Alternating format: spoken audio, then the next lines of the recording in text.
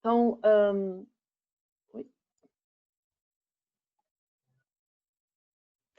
só fazendo ou relembrando um pequeno enquadramento, a gente está fazendo, estamos a dar esta matéria da metodologia Acertar, que tem 14 processos de gestão de informação, com 103 melhores práticas e 120 testes de controle, no caso de se fazer uma auditoria. E a metade dos testes do Acertar a gente não vai dar, porque não tem nada, ou tem pouco a ver com, estão relacionados com água e energia, mas a outra metade nós vamos falar aqui na rede de aprendizagem.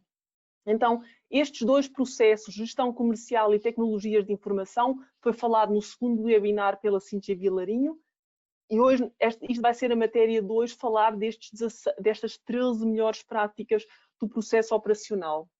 E as outras a gente fala nas próximas sessões.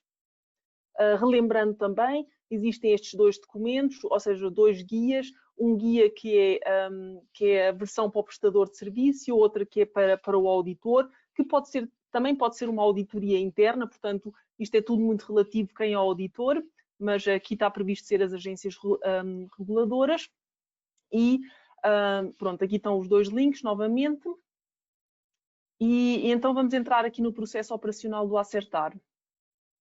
Começamos com a melhor prática 73, MP73, e tem, todas as fichas têm esta carinha, digamos assim. Só que eu vou fazer para não correr elas todas, eu vou só fazer uma seleção daquilo que eu acho que é mais relevante destacar.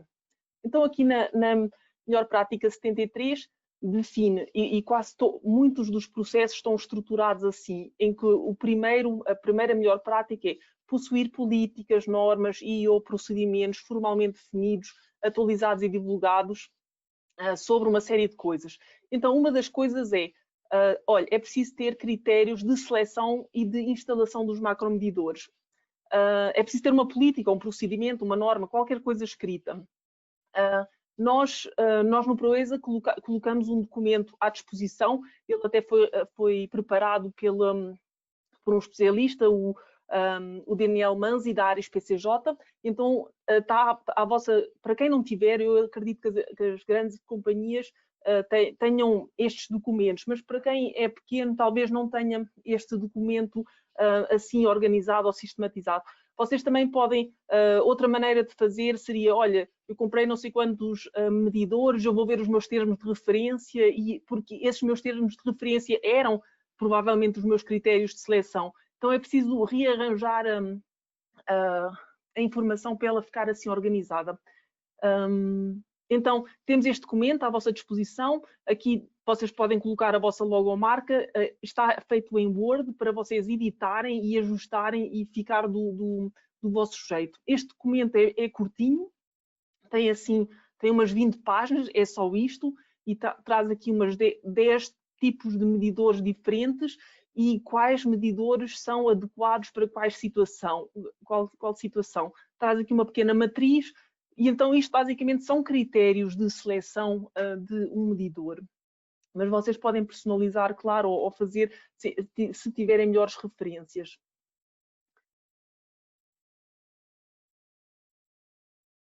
Então isso eram os critérios. Depois tem aqui uma segunda linha que fala, olha, é preciso ter critérios ou procedimentos definidos para fazer a manutenção e a calibração dos macromedidores.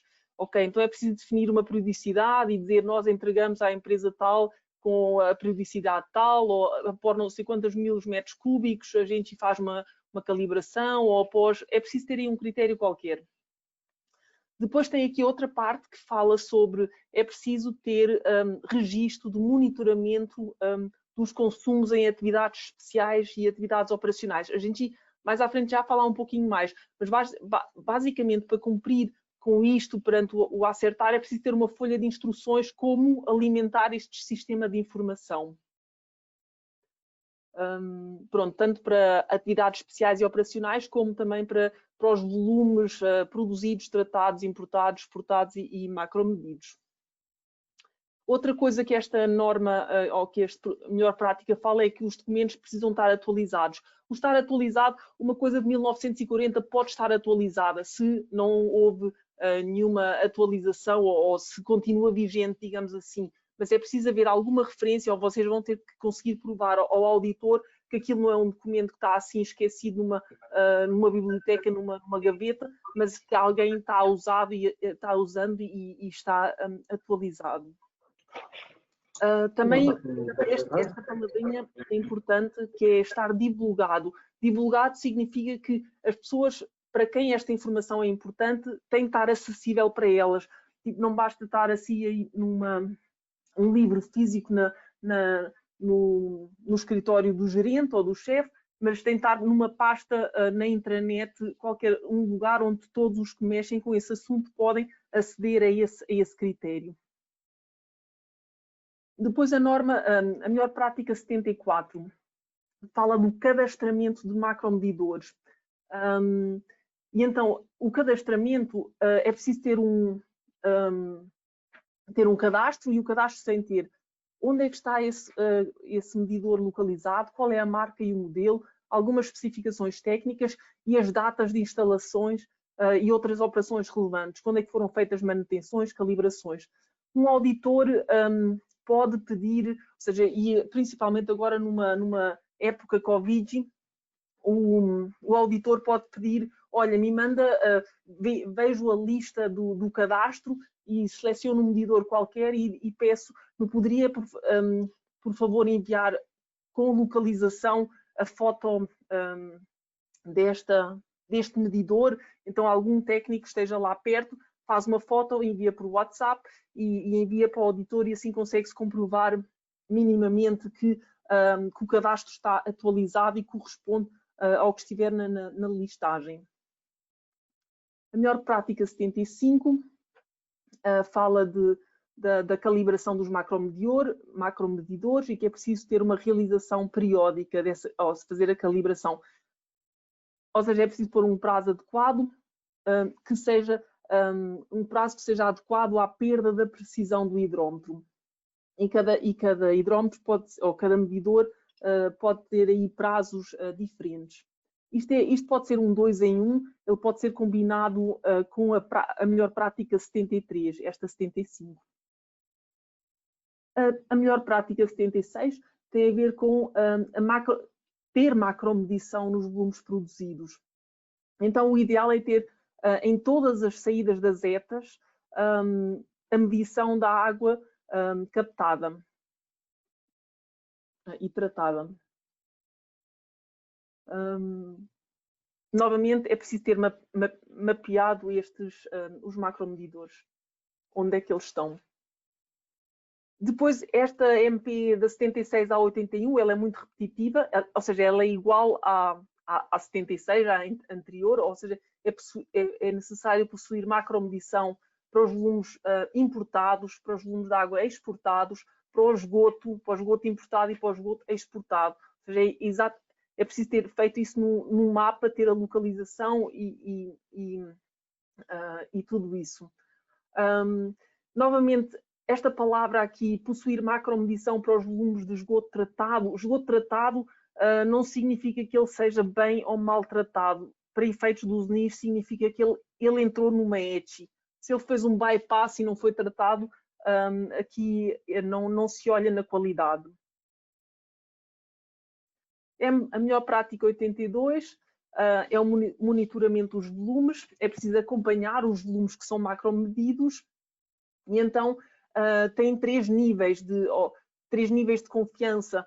Um deles é alguém escreve isto à mão, tem registros manuais e planilhas eletrónicas, e aqui eu quero dizer que ter um Excel vale tanto como escrever à mão, é tão pouco confiável quanto escrever à mão. E a gente tem aqui no nível 3, o maior nível, que é, existe um sistema supervisório integrado com os macromedidores para a alimentação automática da base de dados. Esta é a parte que nós vamos ouvir hoje, a seguir estas duas apresentações, que nos vai falar a CAEPA de Paraibuna e Ribeirão Preto. Mas então temos estes dois extremos. Apontar à mão, ter as coisas todas num supervisório, e depois temos aqui o nível 2, que é uma situação mista. Olha, alguns têm em Excel e os outros eu faço automático. Depois a melhor prática 83 e 84 fala do acompanhamento do volume da água de serviço. Então, para os NIS é importante saber como é que é o consumo da água nos prédios próprios do operador, como é que é o volume dos caminhões-pipa, do corpo de bombeiros, realizados a título social, favelas e chafarizes, lavagem de ruas, fornecimentos de obras públicas, desinfecção de água de adutoras e redes, testes de hidráulicos à estanquidade, limpeza de reservatórios. Então, aqui o Acertar lista 9 classes, mas para vocês pode ser importante haver mais classes e podem fazer mais ou podem fazer menos. O importante destes este acompanhar significa é preciso ter uma metodologia para inferir esses dados. Eles podem ser até estimados, eles podem ser meio estimados, meio calculados, pode ser uma coisa mista, mas é preciso ter uma metodologia. É preciso saber que se algum de vocês sair da companhia, no ano seguinte, quem realizar esse mesmo cálculo faz do mesmo jeito e não inventa um novo método. A gente não é, ou seja, não somos contra novos métodos, mas eles têm de estar registrados, ou seja, a gente pode sempre melhorar o nosso modo de melhorar ou de coletar informação, mas tem de estar registado, tem de ser rastreável, tem de saber, naquele ano a gente mudou de metodologia e não é este ano foi a pessoa A, o outro foi a pessoa B, pessoa C que fez. Então, aqui a gente recomenda ter procedimentos do balanço hídrico, de modo que, e tem de estar escrito, e tem de ser replicável. 2 pessoas diferentes numa companhia deviam conseguir calcular os mesmos números. Só assim é que a gente sabe que é um balanço hídrico replicável. Nós vimos, se não me engano, a apresentação da Kazan. A Kazan tem um software para balanço hídrico.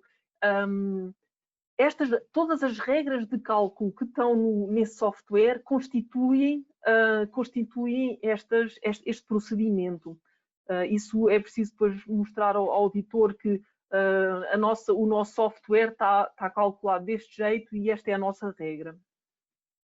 A gente tem aqui, para documentar isto, temos ou seja, as opções são muitas para documentar estes procedimentos. Nós colocamos à disposição de vocês numa pasta. Há quem faça isto, é o que a gente teve a recomendar na primeira rede de aprendizagem, que é registar os procedimentos numa folha de Excel, mas também pode ser em um Word, em que vocês explicam passo a passo como é que se obtém esses dados. Outra dúvida que pode haver é, eu não sei como calcular consumos não autorizados ou qualquer consumo. Estes guias aqui da AESB também estão muito bem feitos e dá para consultar o que é que a AESB recomenda. Se a AESB recomenda, olha, volumes, fraudes deste jeito ou daquele, eu vou consultar aqui como é que a AESB recomendou, e isto pode ser a minha metodologia para alimentar o balanço hídrico. Mas a definição ou o procedimento precisa estar escrito. Depois a melhor prática 85. Este aqui é aquele que tem um pouquinho mais complicado para eu explicar, ou de eu próprio entender, mas tem a ver com é preciso possuir um procedimento para a estimativa e registro do volume de água recuperado. O que é água recuperada? A água recuperada é uma fraude, havia uma fraude e ela foi identificada.